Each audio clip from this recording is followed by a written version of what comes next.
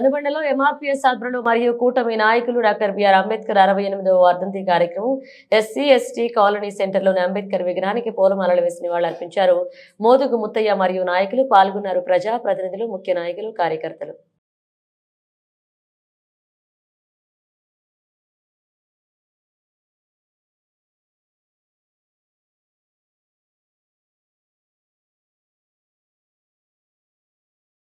जोहार बीआर अम्बेडकर, जोहार बीआर अम्बेडकर, भारत माता की जय। जोहार बीआर अम्बेडकर। అంబేద్కర్ ఆలోచన విధానాలు వర్ధిల్లాలి, అంబేద్కర్ ఆలోచన విధానాలు వర్ధిల్లాలి, అంబేద్కర్ ఆలోచన విధానాలు వర్ధిల్లాలి. జోహార్ బిఆర్ అంబేద్కర్, జోహార్ జోహార్ బిఆర్ అంబేద్కర్, జోహార్.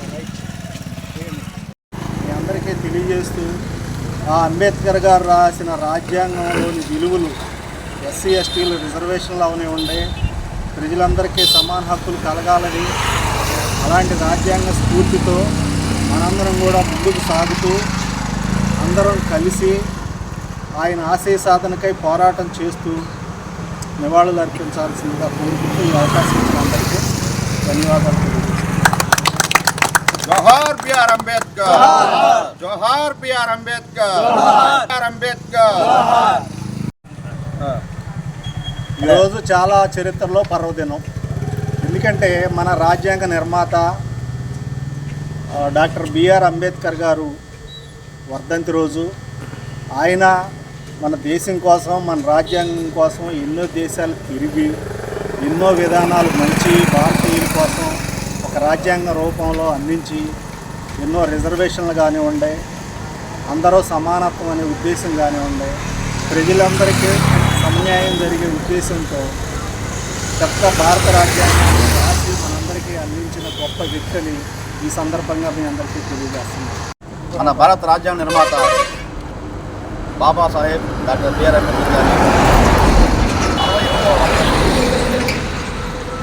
68వ వర్ధంతికి ఆ మహానుభావుడికి మన తనుబండ గ్రామ పంచాయతీ అధిపక్ష పార్టీలు అన్ని కులాల వర్గాలు అతనికి ఘనమైన నివాళులు అర్పించడం జరుగుతుంది.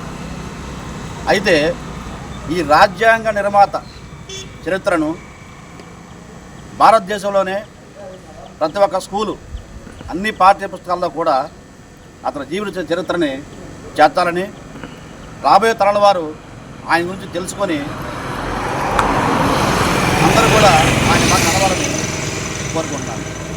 భారతదేశం ఒకటే కాదు, ఈరోజు ప్రపంచ దేశాలు కూడా ప్రపంచ మేధావైనటువంటి డాక్టర్ బిఆర్ అంబేద్కర్ గారి వర్ధంతిని ప్రపంచవ్యాప్తంగా జరుపుకుంటున్నారు. కాబట్టి అంబేద్కర్ విగ్రహాలు ఎక్కడున్నా ఆంధ్ర రాష్ట్రమే కాదు, తెలంగాణ కాదు, దేశం అంతటా కూడా, భారతదేశం మొత్తమే కూడా ఆయన విగ్రహాలకి రక్షణ కల్పించి వాటి మీద దాడులు జరగకుండా సీసీ కెమెరాలు ఏర్పాటు చేయవలసిందిగా ప్రభుత్వాలను కోరుతున్నాం.